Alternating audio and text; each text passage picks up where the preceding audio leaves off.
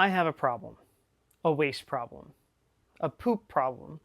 And no, not that kind of poop. For those of you that are printing with an AMS, like a bamboo style A1, A1 Mini, P1, or X1, you understand what I'm talking about. The poop problem is real, and I have boxes and boxes of poop that would otherwise end up in the garbage. And it's been troubling me. What can I do with this poop other than throwing it in the trash? I might have the solution.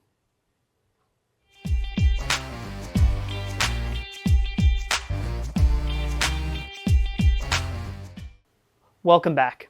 I'm Eric and this is Rowdy's Prints, and today we're going to try and tackle the filament waste problem that is caused by a multitude of AMS printers that are out on the market today. I have what in front of me might be the solution to this problem. This is a $20 Facebook Marketplace toaster oven, and under here I have a set of $6 silicone molds that I purchased off of Amazon, and I am going to try and turn this into casted plastic items from these molds. The first thing that we're going to do is preheat our oven to 425 degrees Fahrenheit. I have a convection oven. A convection oven is not a requirement. I just like the even airflow that it gives me.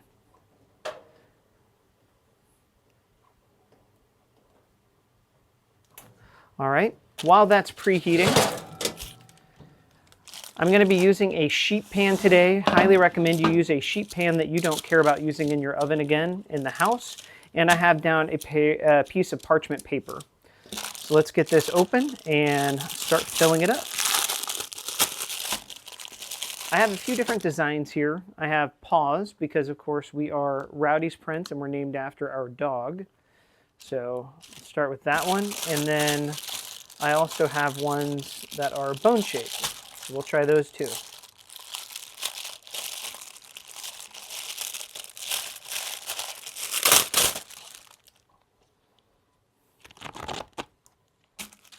All right, I just like to lay down a handful of filament on top here and just kind of push it to where we want it to go.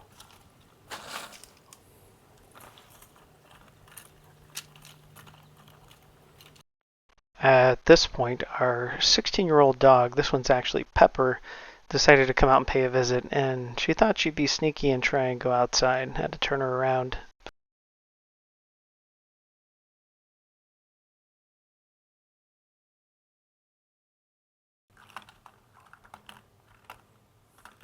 All right, it is not perfect by any stretch of the imagination, nor does it need to be.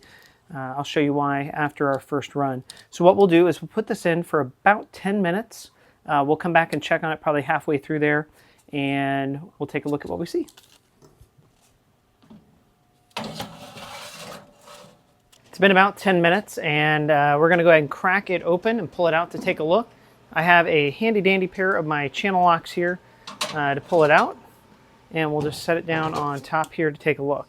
Why I do this in a very well ventilated space. I have the garage door open and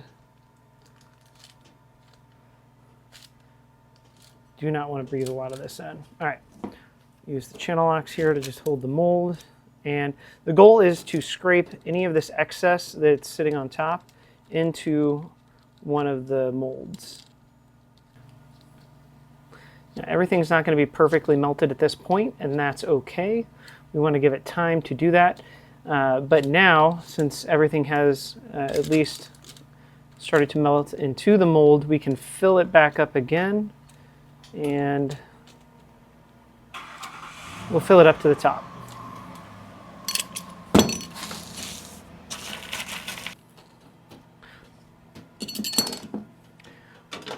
All right, I think we have a good start on that, so we'll put it back in, and again, another 10 to 15 minutes on this one. We'll let it all melt down, and then we'll do the same thing again. All right, it has been another 10 minutes, and we are going to pull it out, take a look, and it looks like the bones might be mostly filled by now, which is good. I don't want to do it all of the way. I don't want them to be as thick as that. So really now all we have to do is fill in the ones that are a little low and clean up the mess on top.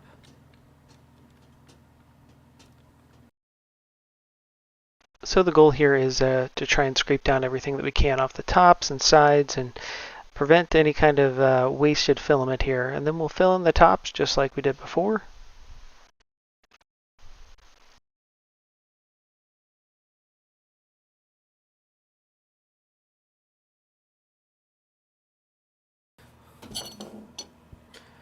All right, we've got them filled back up again, and hopefully this should be our last drop in. And we'll come back in about another 15 to 20 minutes now, since this will be the last one. It's only been about 8 minutes. I am going to pull it out now, though. I can add a little bit more into the paw print molds and let that continue to melt. It looks like the bones probably have enough in them, but they still need to continue melting. But for now, I'll pull this out and throw some more filament into the paw print molds.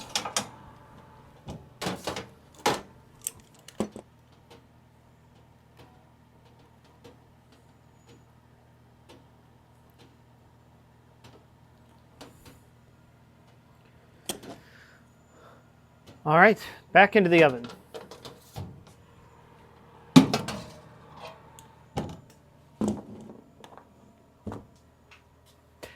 We'll try again in 15 more minutes.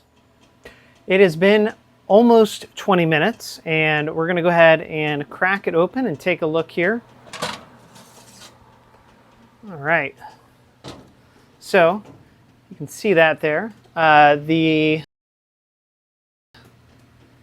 plastic appears to have all been melted. Most of it is down off of the sides. We'll go ahead and set it down here to cool down. I tell people a minimum of 30 minutes would be ideal, and then longer is better. If you come out and you touch the plastic and it's still warm, then it's probably not time to take it out of the mold. Worst case scenario, you burn yourself. Best case scenario, you deform the item that you're trying to cast. So with that, we'll let it sit for 30 minutes and we'll be back to take them out. All right, it's time to empty out the mold, so here we go.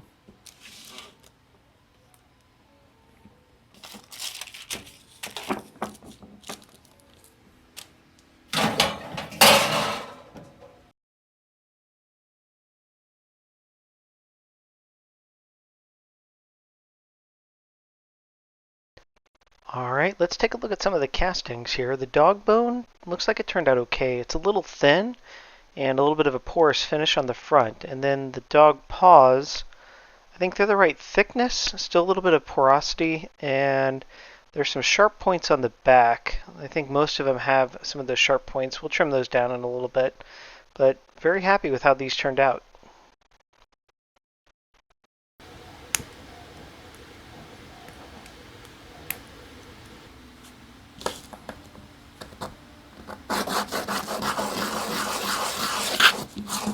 All right, here we have our finished product, and the dog bones are a little thin. I could probably do some work on that.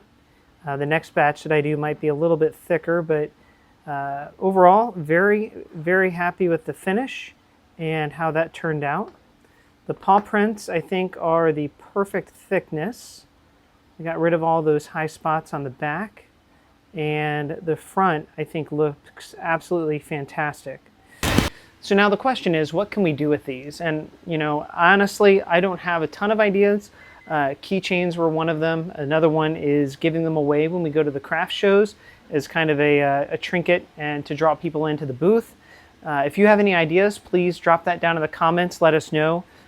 Overall, very pleased with this. The answer to the million-dollar question at the beginning of the video: are these the solution to our filament poop problem?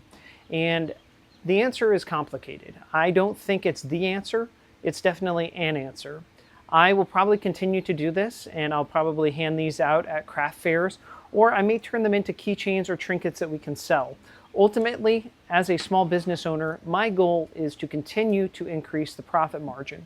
And every kilogram of filament that I throw away is opportunity lost to increase my profit margins. So That's how I look at it. The environmental impact is a benefit, but my primary concern is the bottom line for my small business. If I can do things ecologically responsibly, then I will.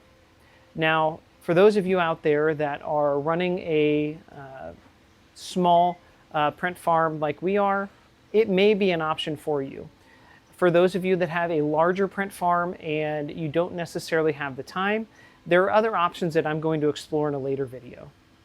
For now, thanks for joining, guys. If you like this video, if you want to see more like it, please click that like button and subscribe to the channel.